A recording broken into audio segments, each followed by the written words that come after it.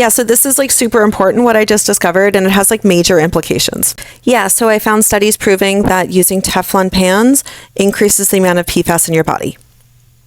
This is what DuPont and like all the other Teflon manufacturers have been claiming is not true for like decades. And like there's actually many studies out there proving this, and they're just really hard to find and no one knows about them. But I found them. Recently, we found that like using a Teflon pan will put Teflon microplastics in your body. Microplastics in general lead to multiple forms of cancer, blah, blah, blah, right?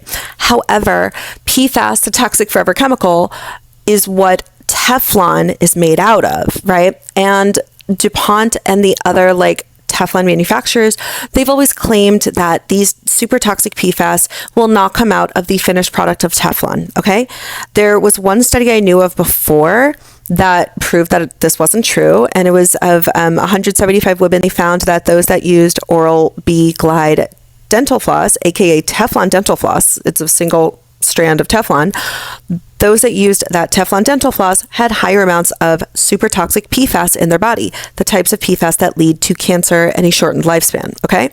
However, that's the only study I knew about, and it never actually showed that Teflon cookware, like using a Teflon pan, increase the amount of PFAS in your body. However, y'all, there's actually lots of studies out there showing this. So this is a compilation of lots of different studies looking at different PFAS and what types of PFAS people had in their bodies based on what products or foods they were eating, okay? The bar at the top will show you the different products that they were using, and on the side are different types of PFAS. On the bottom are the number of significant correlations between the product they were using and the PFAS. And so essentially, in this column, nonstick cookware, what it's showing you is that there was a total of 12 uniquely designed studies, and guess what?